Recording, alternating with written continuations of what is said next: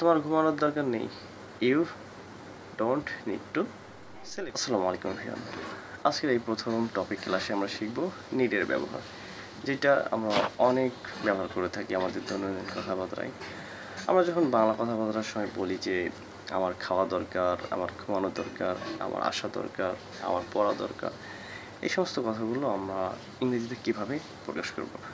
আপনারা জানেন যে নিড শব্দের অর্থ দরকার বা প্রয়োজন। তো এক্ষেত্রে যদি আমরা ছোট্ট একটি স্ট্রাকচারের সহায়তা নিই তাহলে আমাদের সহজ হয়ে যায় এবং আমরা চাইলেই অনেকগুলো সেন্টেন্স তৈরি করে ফেলতে পারি সেই স্ট্রাকচার থেকে। তো আসুন আমরা সেই স্ট্রাকচারটা একবার দেখি। সেটা হচ্ছে subject plus need to plus ভার্বের বেস ফর্ম।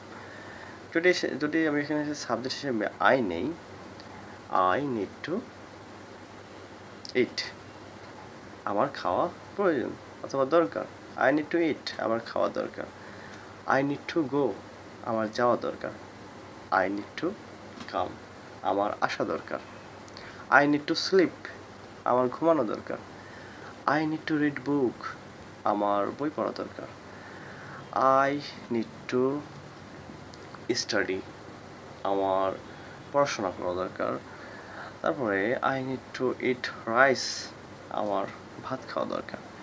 আচ্ছা, এগুলো হচ্ছে সবগুলোই কি হ্যাঁ বোধক, কোনো কিছু করা দরকার।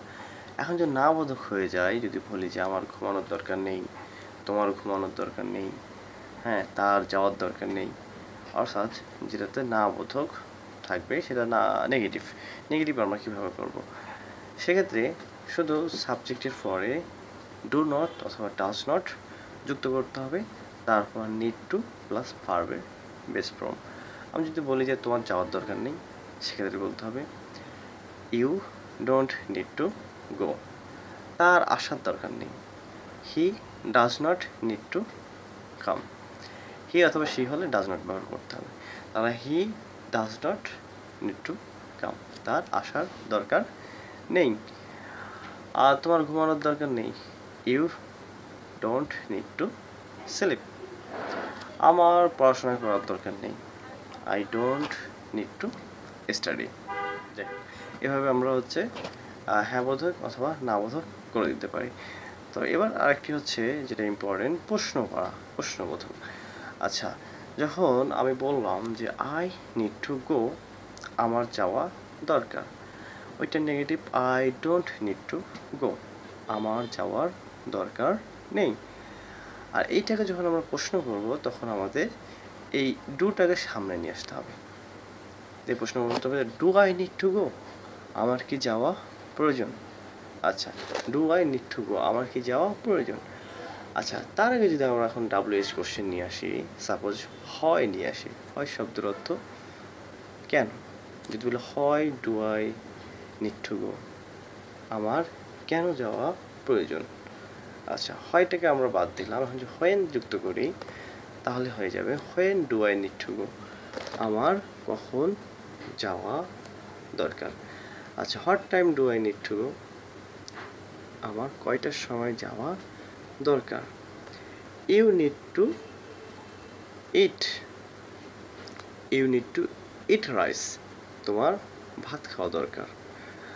You don't need to eat rice, তোমার ভাত খাওয়ার দরকার নেই। এখন এটাকে প্রশ্ন জুড়ে দেন সামনে, what do you need to eat, তোমার কি খাওয়া প্রয়োজন। Why do you need to eat, তোমার কেন খাওয়া প্রয়োজন। When do you need to eat, তোমার কখন খাওয়া প্রয়োজন। How do you need to eat, তোমার কিভাবে খাওয়া প্রয়োজন।